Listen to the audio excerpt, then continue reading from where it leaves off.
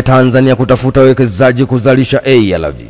Serikali kupitia bohari ya dawa MSD imesema inaendelea kutumia kituo cha uwekezaji na mabalozi mbalimbali ili kuvutia wekezaji wenye lengo la kufanya uzalishaji nchini, ambapo jitihada hizi zinafanyika kwenye uwekezaji kwenye bidhaa za dawa za kufubaza virusi vya ukimwi yani ARV, mipira ya kiume yani condoms, bidhaa za afya zitokanazo na pamba, dawa mchanganyiko na bidhaa nyinginezo.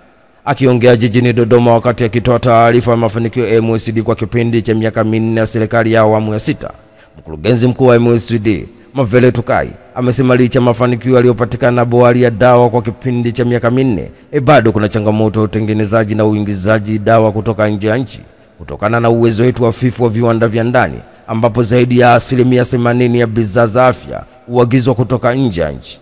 Kupitia kampuni tanzu, bohari ya dawa inaendelea jitihada za kushirikiana na sekta binafsi ili kuongeza idadi ya viwanda bidhaa za afya nchini, hivyo kupunguza matumizi ya fedha za kigeni. Kwa sasa Tanzania hakuna kiwanda kinachozalisha ARV wala condoms.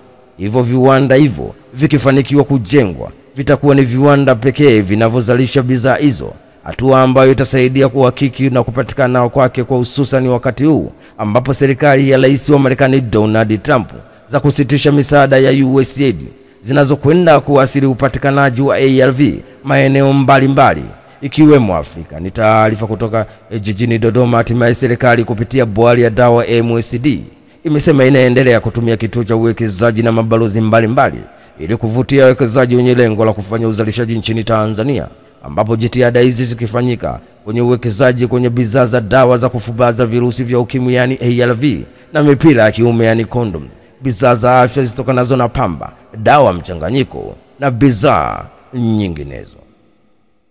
Raia wa Tanzania sasa mtaingia nchini Kongo bila visa. Wizara ya mambo ya nje na ushirikiano wa Afrika Mashariki inapenda kufahamisha umma kwamba serikali ya Jamhuri ya Kidemokrasia ya Kongo DRC imeondoa hitaji la visa kwa raia wa Tanzania wanaoingia DRC kuanzia Machi 20 mwaka 2025. Taarifa iliyotolewa na wizara inasema baada ya Jamhuri ya Kidemokrasia ya Kongo DRC kujiunga na Jumuiya ya Afrika Mashariki East Africa Community mwezi Julai mwaka 2022 na baadaye Septemba 2 mwaka 2023, serikali ya Jamhuri ya Muungano wa Tanzania iliondoa utaratibu wa malipo ya visa kwa raia wanaotoka nchini Kongo, kwa matarajio ya nchi ya DRC pia kufuta utaratibu wa kutoza malipo ya visa kwa msingi wa kuunga mkono umoja wao. Serikali ya Jamhuri ya Muungano wa Tanzania inaamini kuwa uamuzi huu wa serikali ya DRC ni hatua nzuri katika kuimarisha muungano na utakuwa na manufaa, ikizingatia kuwa muingiliano mkubwa wa wananchi wa nchi hizi mbili katika masuala mbalimbali ya kijamii, ya kibiashara, vile vile kuondolewa kwa hitajio la visa kutachochea ukuaji wa uwekezaji, biashara na kupunguza gharama. Hatua hii ni mmoja wa mafanikio ya serikali ya awamu ya 6 inaongozwa na Rais wa Tanzania Daktari Samia Suluhu Hassan, Rais wa Jamhuri ya Muungano wa Tanzania, katika kuimarisha mahusiano ya kidiplomasia na ujirani mwema kwa vitendo na ishara ya Tanzania kuzingatia miongozo ya Jamhuri ya Afrika Mashariki pamoja na mkataba wa eneo hili la biashara la bara la Afrika. Ni taarifa kutoka jijini Dar es Salaam. Hatimaye Wizara ya Mambo ya Nje na Ushirikiano wa Afrika Mashariki inapenda kufahamisha umma kwamba serikali ya Jamhuri ya Kidemokrasia ya Kongo DRC imeondoa hitajio la visa kwa raia wa Tanzania wanaoingia nchini DRC kuanzia Machi 20 mwaka 2025. Hatimaye mwanafunzi abakwa ndani ya ofisi ya mwalimu mkuu. Jeshi la polisi mkoani Morogoro linamshikilia mwalimu wa shule ya sekondari Zombo iliyopo wilaya Kilosa mkoani Morogoro kwa tuhuma za kumbaka mwanafunzi wa kidato cha pili mwenye umri wa miaka 16. Kamanda wa polisi mkoani Morogoro SACP Alex Mkama amemtaja mwalimu huyo anayetuhumiwa kubaka kuwa ni Mkame Mwansumo mwenye umri wa miaka 30 na kwamba anadaiwa kufanya kosa hilo majira ya asubuhi Machi 19 mwaka 2025 ndani ya ofisi ya mwalimu mkuu baada ya kumtuma akachukua andalio la masomo. RPC Mkama amesema baada ya mwanafunzi huyo kwenda ofisini aliyokuwa ametumwa katika ofisi ya mwalimu mkuu, mwalimu alimfuata nyuma na kuingia ndani na kufunga mlango. Amesema mwalimu huyo alikuwa na kaimu nafasi ya ukuu wa shule. Kwa uchunguzi wa awali umebaini chanzo ni mmomonyoko wa kimaadili kwa mwalimu huyo. Kwa sasa mwalimu anaendelea kuhojiwa na upelelezi utakapokamilika atafikishwa mahakamani. Ni taarifa kutoka Morogoro. Hatimaye jeshi la polisi mkoani Morogoro linamshikilia mwalimu wa shule ya sekondari Nzombo iliyopo wilaya ya Kilosa mkoani Morogoro kwa tuhuma za kumbaka mwanafunzi wa kidato cha pili mwenye umri wa miaka 16. Kamanda wa polisi mkoani Morogoro ACCP Alex Mkama amemtaja mwalimu huyo aliyetuhumiwa kubaka kuwa ni Mkame Msumo mwenye umri wa miaka 30 na kwamba anadaiwa kufanya kosa hilo majira ya asubuhi Machi 19 mwaka 2025 ndani ya ofisi ya mwalimu mkuu baada ya kumtuma akachukua andalio la masomo. Na hatimaye waziri wa TAMISEMI avunja mikataba 4.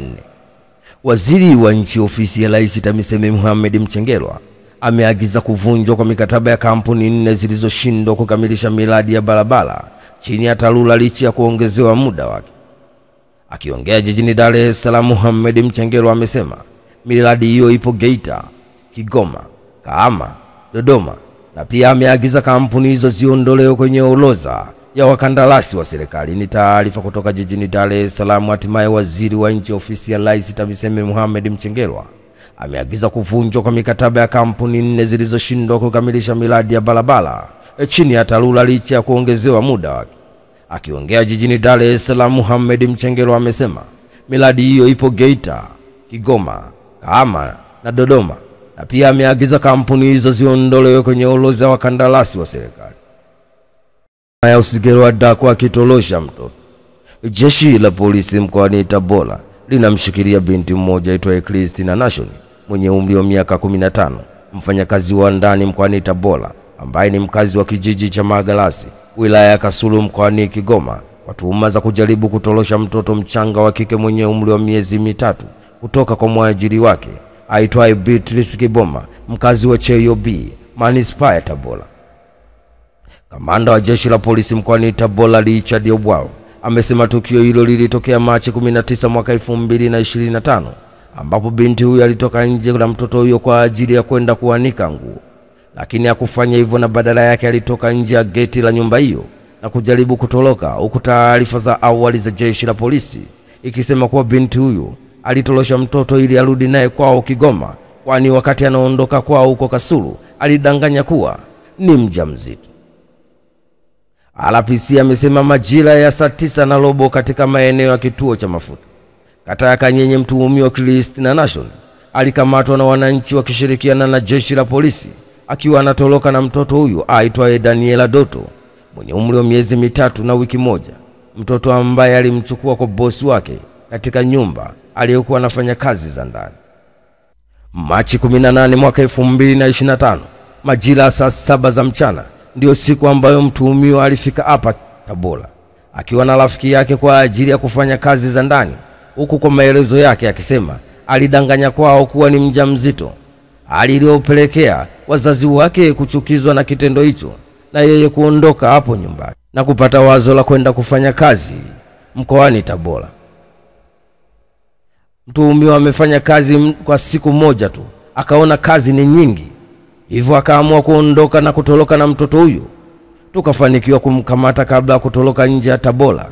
Jeshi la polisi linaendelea na uchunguzi wa jambo hili na kujua kwa kina sababu za kutorosha mtoto huyo, kama kuna sababu nyingine na tutazibaini. Ni taarifa kutoka mkoani Tabora. Hatimaye jeshi la polisi mkoani Tabora linamshikilia binti mmoja aitwaye Christina Nation mwenye umri wa miaka 15, mfanyakazi wa ndani mkoani Tabora ambaye ni mkazi wa kijiji cha Magalasi wilaya ya Kasulu mkoani Kigoma kwa tuhuma za kujaribu kutorosha mtoto mchanga wa kike mwenye umri wa miezi 3 na wiki moja kutoka kwa mwajiri wake aitwaye Beatrice Kiboma, mkazi wa Cheyo B, Manispaa ya Tabora.